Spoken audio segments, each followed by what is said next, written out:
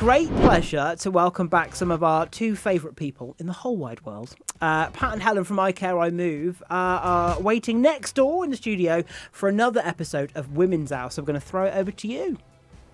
Hello and welcome. Thank you, lovely people. I love Halloween. I used to live in America, and it was a real eye-opener for me, the extent of how you have to go over the top with Halloween. So I've got a buzz in my ear, sorry. I'm going to get rid of that. Okay, so welcome. I'm Helen Tite, and joining me today is Pat Taylor, and we're from iCare, iMove.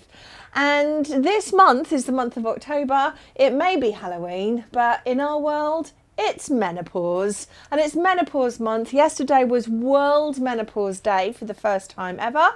And that is what we're going to talk about. We're going to celebrate menopause, whatever that means to you. And so this week is World Menopause Week as well. So we want you to join the conversation. We love talking about menopause. It's not we love it, but so many of us go through it, don't we? All women go through menopause at whatever stage you might be. So we want you to join the conversation. So send your questions in to us. Anything goes. We don't mind. The boys might, but we don't mind. So call us on 01872 228844 or email us here at hello@thisischaos.co.uk, and it's down there at the bottom of the screen. Fabulous. So coming up on our show today, we're going to speak to our guest speaker, and a wonderful woman from the heart of Cardiff, Lynne Churchill. She runs Bluebird Care franchise based out in Cardiff, and I want to talk to her about maybe her health and a couple of surprise questions, but we will be talking about taking on a care franchise during such troubled times right now. So we're looking forward to that chat. Equally, we're going to have a lovely discussion about anxiety and how many tabs are open in your brain. We chuckle about this because we're incapable of a full conversation without missing words, randomly going off in different directions and just being hectic. But first, let's talk about menopause. What is it then? So what is menopause and why do we need to talk about it? Well, the big myth is that menopause is actually one day event, just a bit like Halloween. One day event, and that occurs 12 months and 1 day after your last period. Now that might be a surprise for so many people because we all talk about going through menopause or having menopause or in menopause. Menopause is actually a one-day event. So the big conversation is more around perimenopause. Now peri means before, and peri is the lead up. Perimenopause can last up to 15 years for some women, and it's basically around the decline of estrogen in the body. What does that mean? It means that the female, and we're talking about women born or females born with ovaries, so we don't want to sort of muddy the water here. It's a guarantee that all women born with ovaries will experience menopause in their lives. They may or may not have children. You don't have to have had children in order to have menopause. Menopause is a guarantee. It's a stage of life, and it's actually the opposite of puberty. So let's talk about so I know that I'm perimenopausal. How would somebody recognise that they're perimenopausal, menopausal, or postmenopausal? Because most of the time you're either perimenopausal or postmenopausal. Yes. And once you're postmenopausal, you're postmenopausal for the rest of your life. Well, I think you've just answered the question. So let's do the postmenopausal first. Okay. So postmenopausal will be 12 months, 2 days. And that is for the rest of your life. So a little bit of history here. Women the average woman back in the Victorian times used to live to the grand age of 52, 53.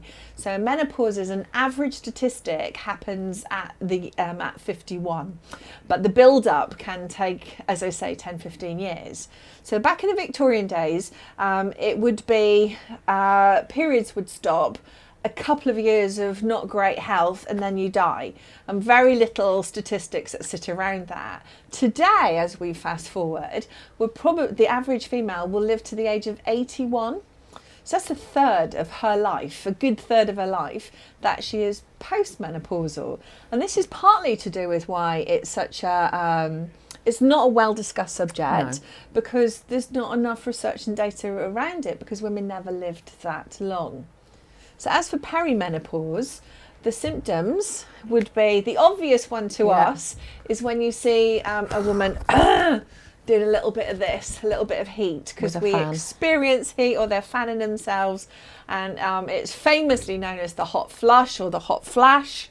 But actually it will be maybe irregular periods. It can be the top 5 irregular periods, poor sleep, night sweats, hot flushes, brain fog, terrible. So do you know how many symptoms there could be? I do. Come on then, 70 symptoms. Yeah.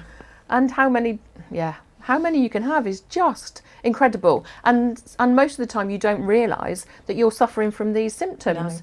Brain fog, I think, is really clear, but I think it creeps up on you because you don't realise it, and then you suddenly go one day, I don't remember that. Do you know what? I've got to tell a story, right? Because this is, I'm pretty sure this is connected to menopause. Catastrophising. Yeah. So my friend, and I love her dearly, she's my best mate, and I love her dearly. We work together. So this is what happens when I'm in the car. Firstly, there was a moment where she panicked and thought a car was stolen, and it wasn't stolen. Then she panicked and thought a husband died because he got up late. And then, what was it? Yeah, something was stolen. Oh, your laptop, was that? My laptop had gone missing. No, it was going to get stolen because it was in the back of your car and somebody was going to break into your car and steal it while we were at a meeting. Yeah, so catastrophising. And then I thought somebody had jaundice because they were on a screen and they were really yellow. And I was really pleased to see the next presenter came in and he was equally as jaundiced. So it was just the lighting. So really bad lighting there. So, so you know when our kids talk about mum's gone crazy, I think it's because we present with those type of symptoms. And we always finish each other's sentences. No, we don't. No, yes, we do. Because one of us will kind of get halfway along a sentence and not realise what we're meant to say. Yeah, we've got to fill in the gaps. So you fill in my gaps and I fill in your gaps. And it's like, you know where I'm coming from, thank goodness. And we had that incident recently where I was trying to describe and I've forgotten it again. Oh yeah, you know what I'm going to talk outside your about? lounge window, and she said, those things out there that the squirrels, so she's got this fence and the squirrels go walking across the fence, and every time we go squirrel, and she said, those things out there, you know, that those things that are a bit prickly, and they're a tree and a bush, and it was... The thing that blackberries grow on. That's right. And it was a bramble, and we still struggle to remember what they're called. Things like that. So there's a lot of craziness, but let me tell you this, that one of the beautiful things is menopause, it can strip you bare. It can make a lot of women feel really vulnerable. There is a lot of health conditions that are associated with menopause, but there's another side to it, and that is knowledge. So once you start to understand what's going on, it actually becomes quite empowering. It's almost like a weight is off your shoulders, because because we will all say it. We'll go, look, my glasses are steaming up now. But we'll all say it. We'll go, I'm losing my mind. I'm going crazy. I can't believe that I'm aching and I've got so many pains and things go wrong. It's actually quite liberating. Yeah. So don't ever see menopause, and it's going to happen if you're female and have ovaries or had ovaries, but never see it as, oh my God, this is an awful time. We're talking about it because education is really important around the subject, and it is probably, for me, I feel I'm the strongest I've been in years. Yeah. And emotionally, physically.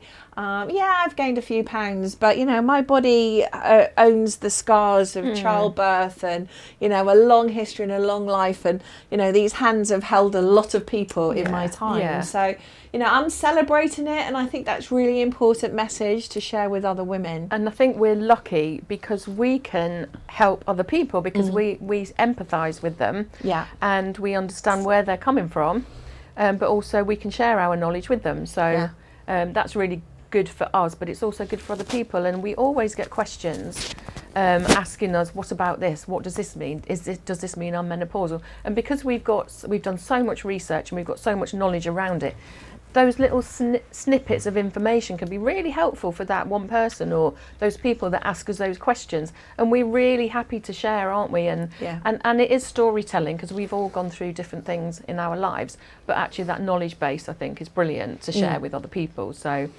if people want to talk to us, where would they go? Well, we've got our lovely Facebook page, which is Menopause Muse, and again we talk about everything. There's lots of information there, files, and it's all evidence based. We give you those little those evidence, those nuggets of information and those research topics, and we share it with you.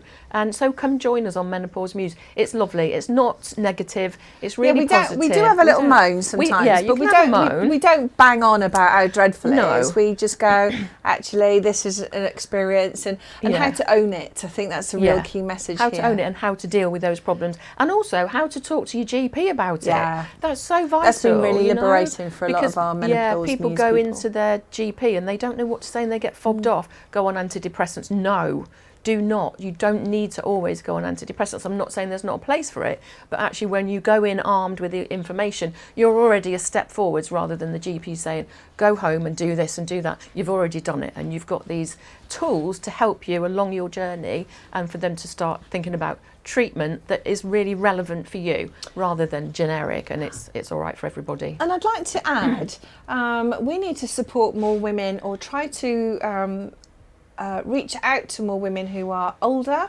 and younger in the spectrum, because the older women often do this line of been there, done that, got the t-shirt, so therefore I'm not really interested in sharing my story.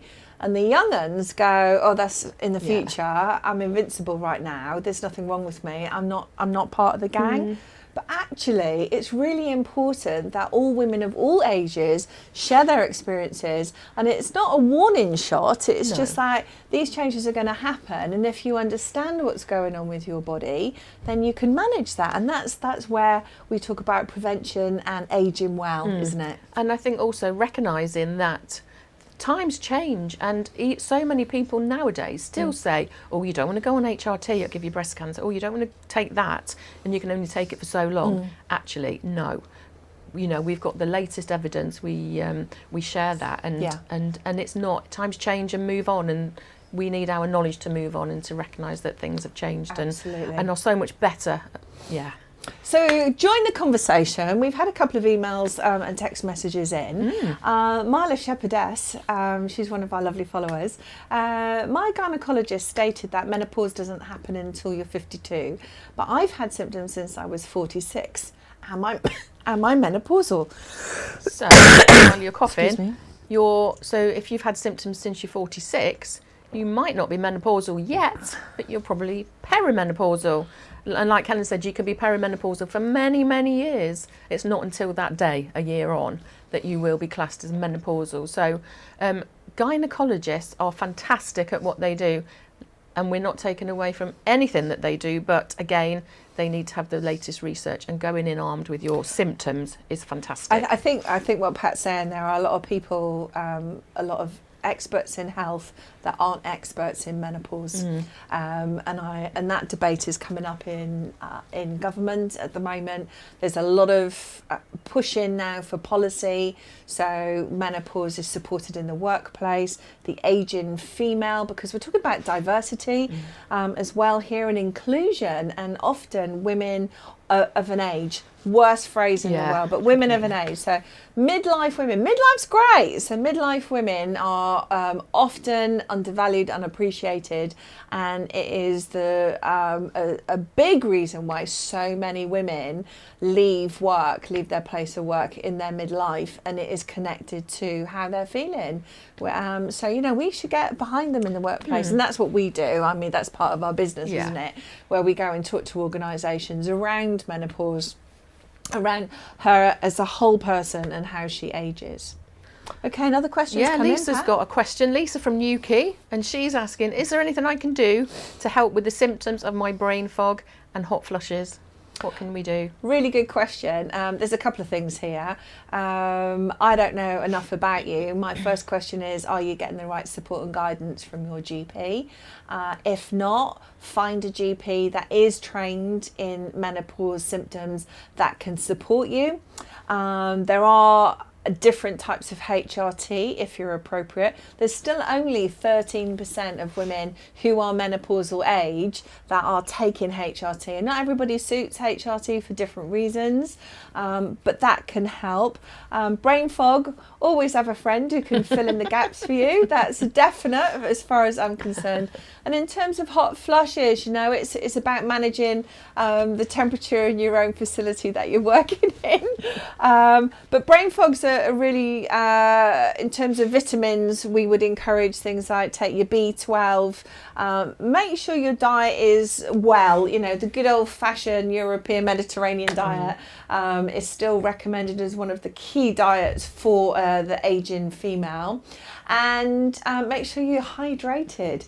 Exercise is brilliant. Meditation is the way forward. Absolutely. Okay, so are we done on menopause? Yeah, I think for now? We'll touch upon that in a little while, because we're actually going to talk about anxiety next. And what it looks like, and seeing that we're celebrating menopause, how menopause and anxiety are so linked. But now we are going over to Lynne Churchill, and she is the owner of Bluebird Care Cardiff. I'd like to say hello to her and welcome her to our Women's Hour. Good morning, ladies. Hi, Lynne. Hello, and don't you look fantastic? Oh, thank you. How are you? I've been listening to you. What do you think? What's your take on menopause? Well, I don't have a take on menopause because I'm only 47, but I do have a huge take on the number of people that would say to me, "You're only 47, you can't be perimenopausal, you're too young." And I think I started with symptoms when I was about 45, and the biggest one for me was the brain fog.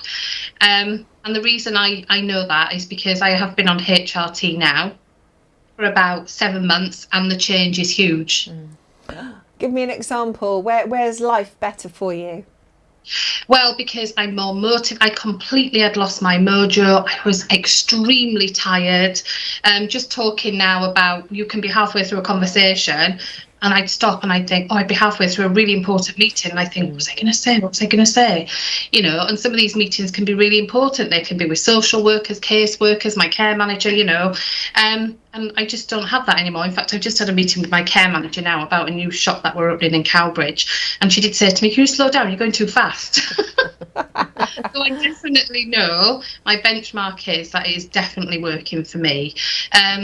But I did have to have a chat with myself probably for about 3 or 4 months to remove the myths and the fears surrounding HRT, i.e. you will get breast cancer, you will, you know, and all this sort of stuff. And it did take me a while to get around that. But then that's when I came across your group a couple of years ago, and I started listening to the other side, the benefits and the myths that weren't true and how this could help me. And so, you know, I either wanted to improve my life or continue as like that, and I didn't want to continue like that. Yeah, you're pretty amazing, because HRT and menopause or menopausal symptoms is not your only health issue, is it?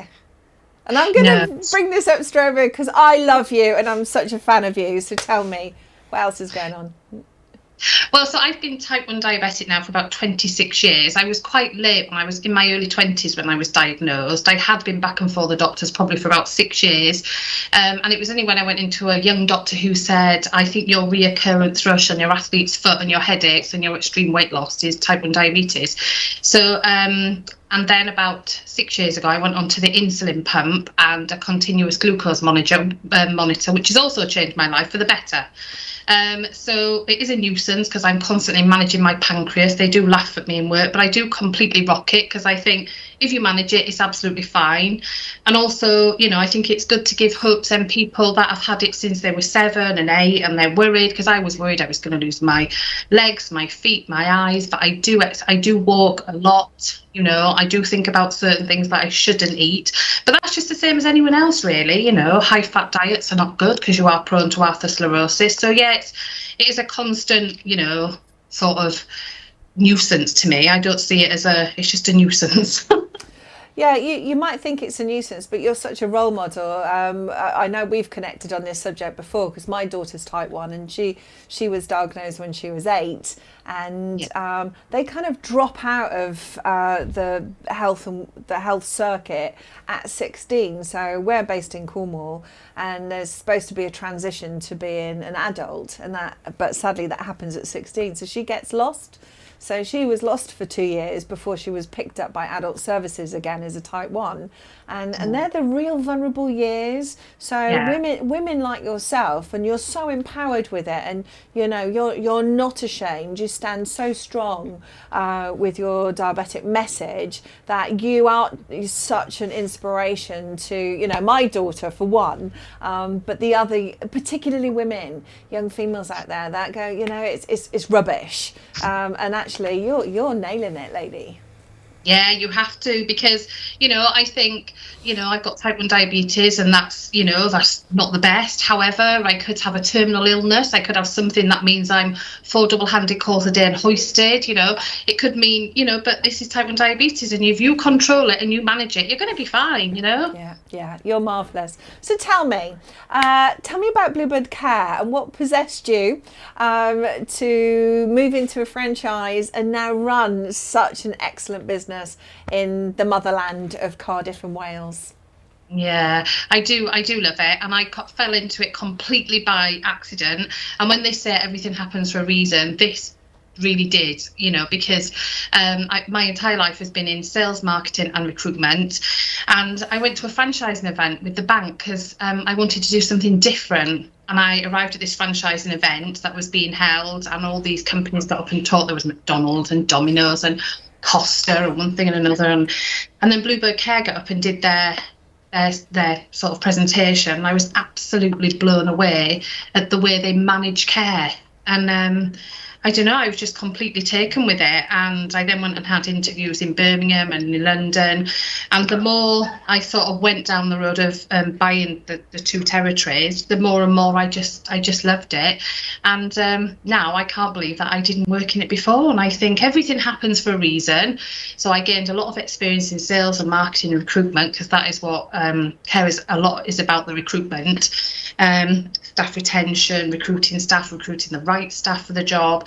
And so that's how I went into it, really, and that's almost 3 years ago, and I absolutely love it. I can't imagine doing anything else, really. I love every aspect of it, Yeah, and you've survived and thrived actually through the pandemic. What's been the low points of the last 3 years for you? I think the low point was the first 4 weeks of the pandemic.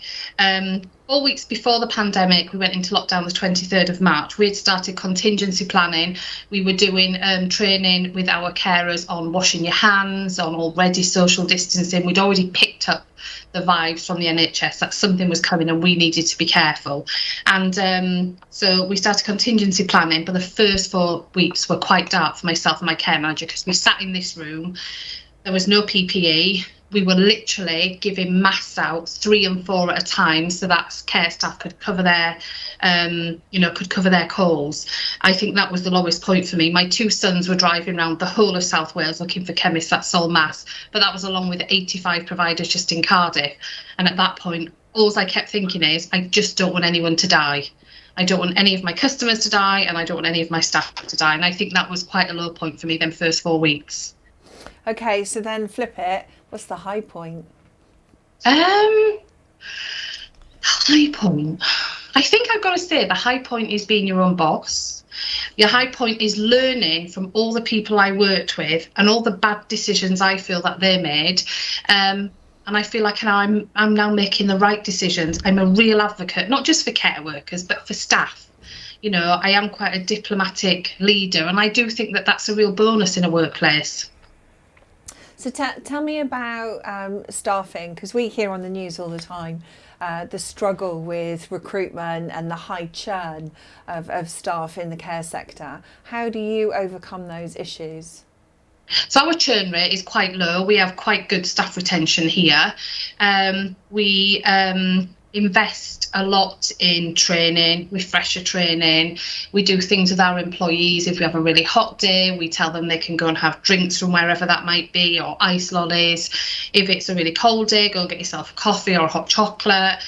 We have children's Christmas parties, staff barbecues, employee of the month. We work a lot on staff retention because that's the most important thing. Because the training that they go through with us for the first week is it's not all mandatory, but our training for them to work for us is mandatory. So we just make sure that they're really well looked after, well trained, well supported. We have supervisors, coordinators, care manager. We have a good management structure in place. So they've always got support. They know where to go if they need to ask something. So yeah, we a lot of our attention is on staff. A lot of our attention is on staff retention. Okay, so for those that are watching that might be interested in working in the care sector, tell me about what does Bluebird Care offer? So in terms of what? What does the job entail? Okay, so when you come here, you work for us initially as a carer. So that would entail personal care, medication, companionship, taking people to appointments, doing shopping calls.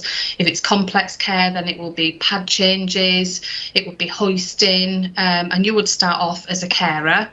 There's then the option for you to then, after a couple of years, move on to be a senior carer, which then means you would be more involved with the staff on their feedback about recruitment. You would do quality reviews with customers. You'll be more involved you are more of a voice from the care staff to the office. You could also progress to supervisor. 4 of our supervisors now, they were all care staff with us, and they're all now doing their level 3 and level 4 QCF in health and social care. So level 4 is the management qualification, which is obviously funded by us. So there's lots of progression. It's also a very involved job. You know, and you do get to do a lot of things that you probably have never done before. And it's not one of those jobs where you need experience, because you are trained fully in our training room, and you do cover shadow shifts, and you do work closely with your supervisors. It sounds fantastic, because care's had such a bad rep for such a long time, and when you post up on social media, it's just phenomenal, and the love in your business really does shine out of you all, which is fantastic. Is there anything? Yeah, go on.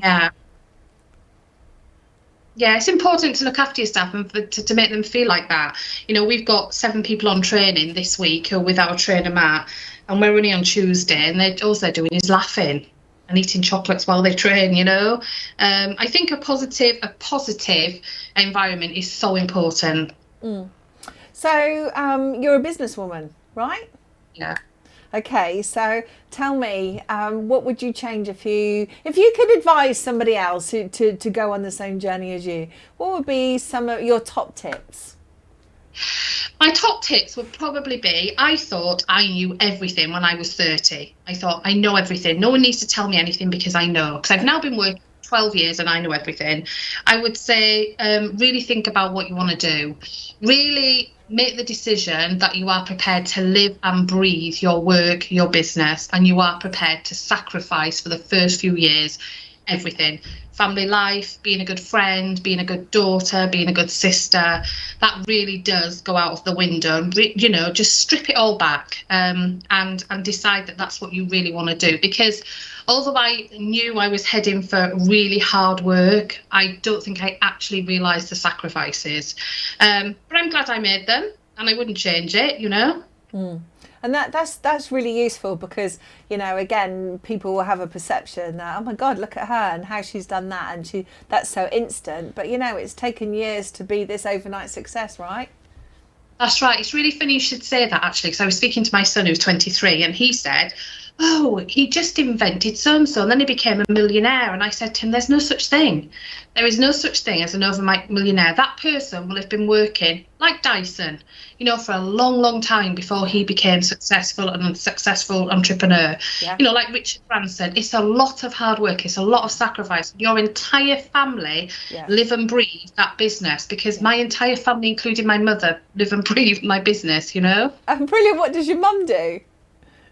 Well, you know, we had loneliness days before COVID, because she's clinically vulnerable. So since then, she hasn't been allowed in. But she would set up a craft area in the training room, and then people who were lonely could come along and do some crafts with her. So, yeah, everybody's really involved. She now also has care from us, so she has got to know the carers quite well.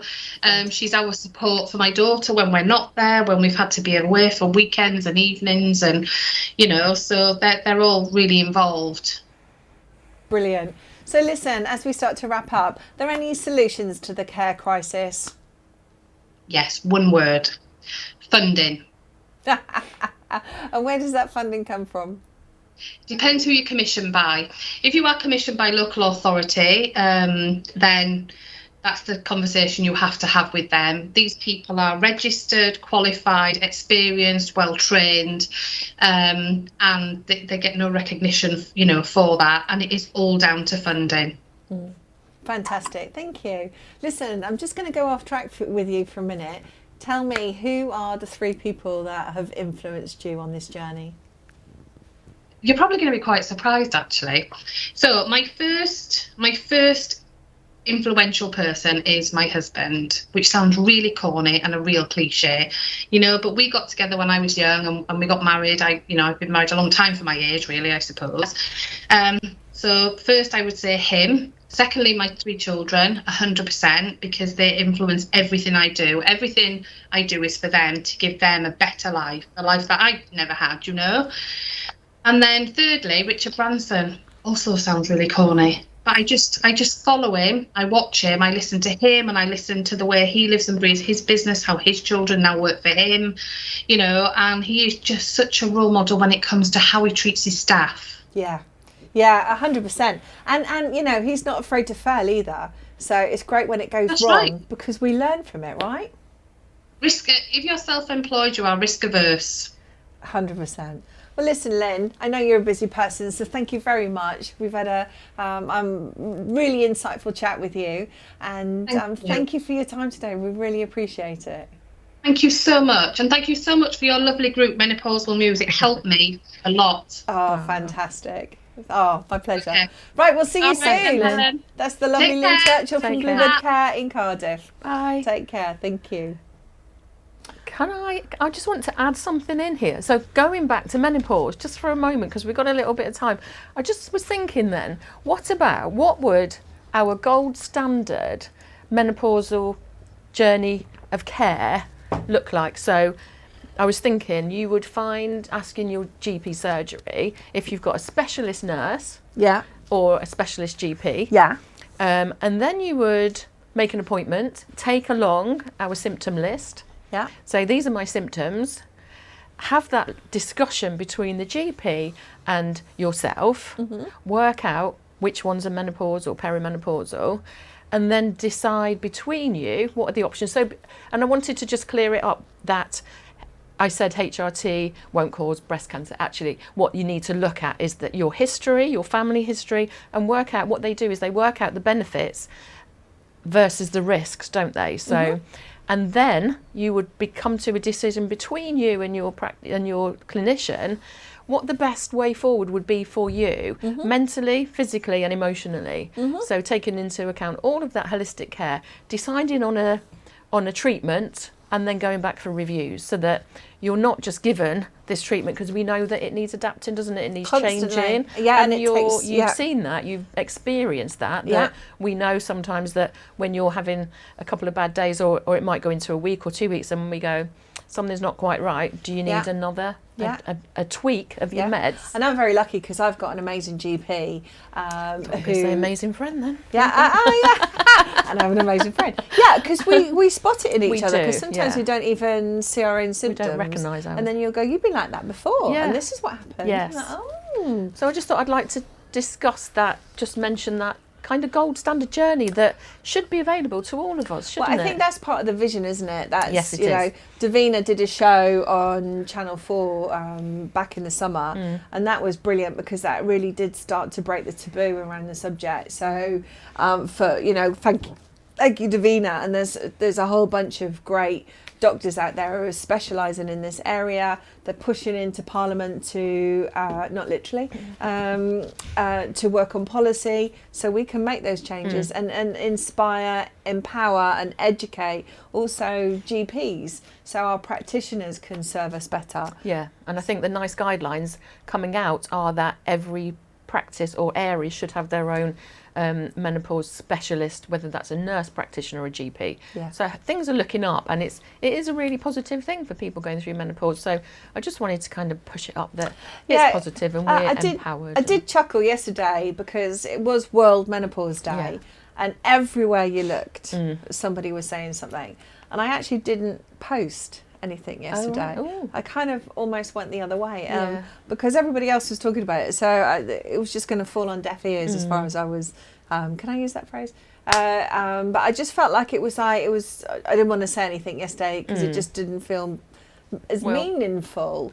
Whereas like having a space to talk about it.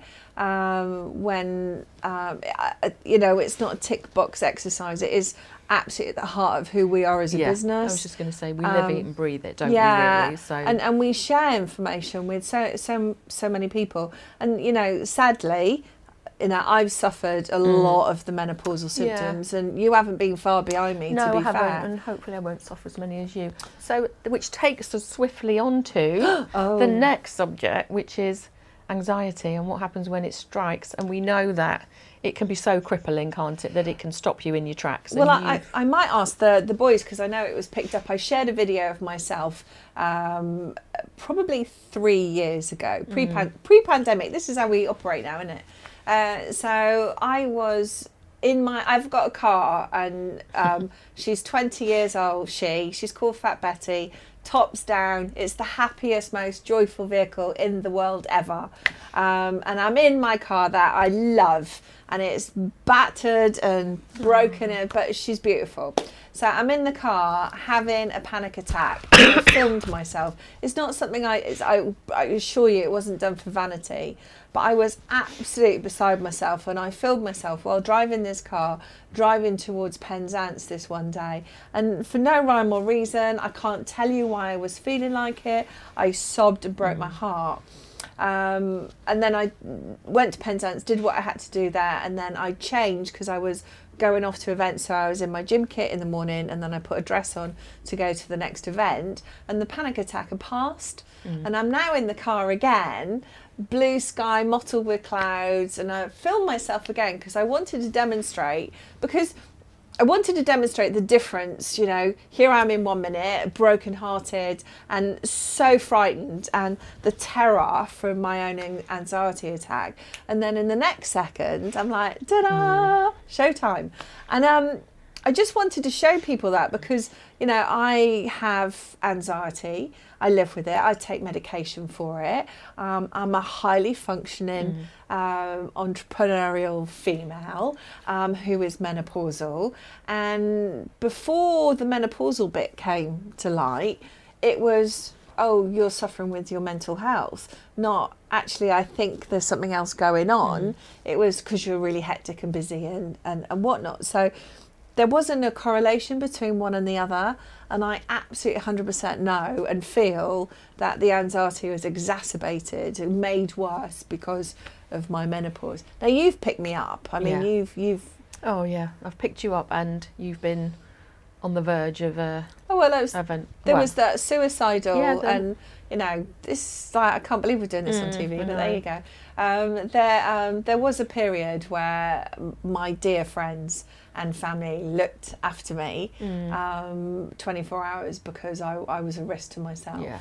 And you know, that passed. Yeah. I'm ashamed of being that low at that time. Why are you ashamed? No, well, it was kind of like to not think that there was a way out of But how you I was can't feeling. be. So, yeah, that I think that's the crux of anxiety disorder, is that you can't always see where you are at that time. You can't recognise that point in your life that you're so low. You just are so low that you can't see a way out of it or see anything else. So, and I think that's why it's really important for people around you to recognise those and support you to get help from the experts. You know, anxiety disorder is a recognised illness now, and there's so much support around it, whether it's from kind of experts or support networks and talking therapies, medication. So there's so many ways around looking after yourself, and that self-care is huge. And yeah, to see you in that state was just terrible. And I can't watch that video of you having that panic attack. I can't watch it. I was reminded of another story where I had a panic attack, because it's like your friends. It's really interesting when we talk about bias. Some people can't cope, and that's okay. You know, I think you learn that when you start to go public on your mental health and your state of wellness, you know who your friends are. You really do. And I was going for breakfast. I mean, what could be wrong with that? I was going for breakfast with my kutch, so my little group of girls. And there was a bit of confusion about who was going to pick me up, because there was a time, it was probably 2 years, where I couldn't go to the supermarket. And I certainly, I mean, I couldn't go out anywhere alone. We had to be with you. And you were like my bodyguard. Yeah, I was, yeah. So, and you would literally be my protection, because I feared people, I feared places, and there's a handful of coffee shops and restaurants, a handful less than that, where I would happily go, because they knew that I was suffering with my anxiety. I could feel my lips going. I feel like this is raw. I'm doing this on TV. Yeah. And they looked after me, and they looked out for me at my lowest point. And you know, now on reflection, because hindsight is a wonderful thing, you know, I really was ill. You were. And I remember that day, and I remember thinking, so we have a little group called Dave, and I thought one of the Daves was picking you up, and the other Dave thought that I was picking you up. And when I got to that the cafe, I said to Dave, is Helen not with you? And she went, no, I thought she was with you. And then I panicked, and I was like, oh, where are you? What are you doing? How can I get to you? So I was ringing you. You were engaged, and I was in the fluster thinking, oh my word, what are you doing? And you were walking down on the phone to hubby, and I saw you, didn't I? And I was like, and then you just burst into tears, and I was like, oh, my friend Kate brought you in, calmed you down, and then it was nice, and we had a nice breakfast. But that feeling of my panic, because you were on your own, thinking what were you going through, was just awful, because I knew what you would be feeling, or I didn't know, but I didn't know where you were, and I had to get to you, so to just support you and look after you. So yeah, they were oh god, a bit emotional. Sorry. No, but it's really important, because we are role models. We put ourselves, we made the decision to put ourselves on TV, to put us out there on social media, to have these conversations with other people, because what they see is not necessarily what they get, you know, because people will see us and go, look at them. And actually, behind the scenes, we work a lot on our own mental well-being to make sure that we're highly functioning wellness business advocates.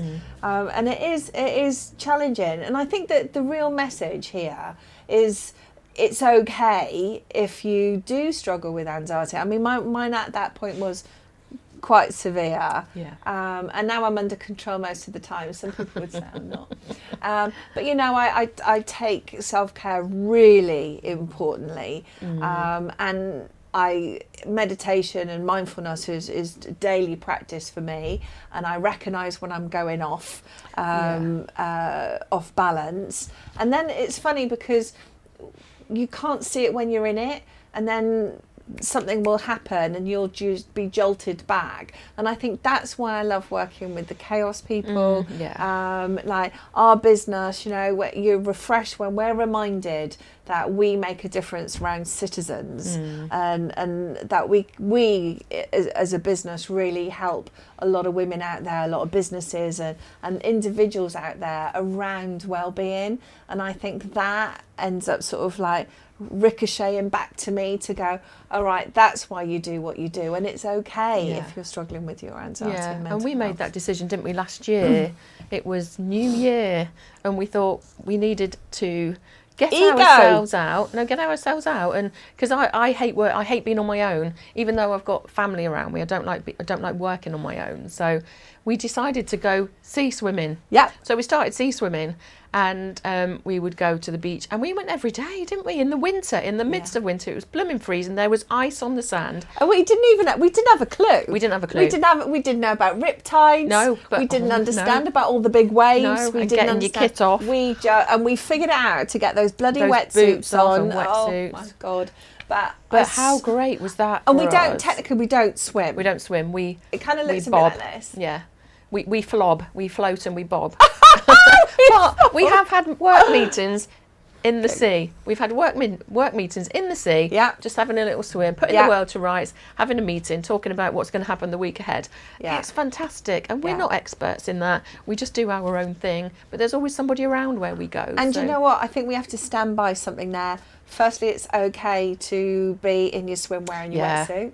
And there's a real normality around that now, which is brilliant. And the second thing is, we're not out there to exercise, we're out there for our well-being. So mental health is such a whole part of you. We don't separate it. We like to blur the lines. And every day is different, isn't it, in the sea? Yeah. Every day is different. You could have a lovely calm day, or one where you jump in the waves and having 100%. a hilarious time. So at iCare, iMove, our organisation, if you do want to reach out to us and have that conversation around your mental well-being or menopause or how you're feeling, please reach out to us, because honestly, we love a cup of tea or a glass of wine, but we love a cup of tea, and we'll always support you. We're trained in mental health first aid as well. We're very connected in our community, and we'd love to have that conversation with you, because you're not alone, and dealing with mental health challenges and dealing with how you're feeling is really important. And because we're not medical as such, you know, we might be able to give you that lovely coach that you need that will maybe change your day, your week, your month, your year.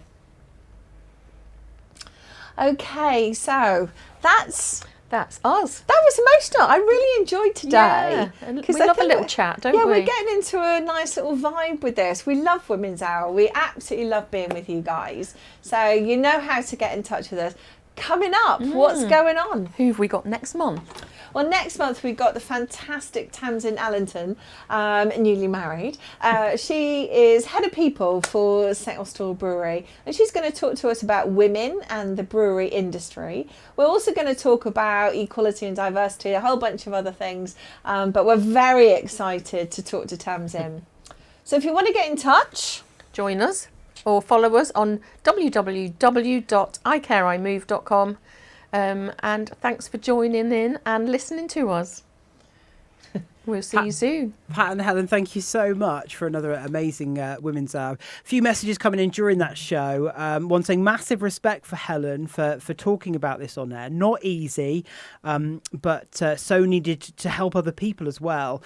And another saying that the Pat and Helen, obviously true friends, showing themselves how they support each other, and their support network is amazing. Horrible stuff to deal with, but beautifully and bravely explained by the girls. So thank you so much for that. Thank you, our pleasure. And we love you guys. Yeah. Happy Halloween. It's brilliant stuff. Even as men and as guys, we can all learn from this. I'm just sort of, I never expected to come in today and learn so much about the menopause, but why not? Like, I think it's great. Yeah, this is why we love Pat and Helen so much. Yeah, and we're not afraid to chat about anything. So they're really not. They're really not. Nothing's off the table. Thanks very much. We'll see you again soon.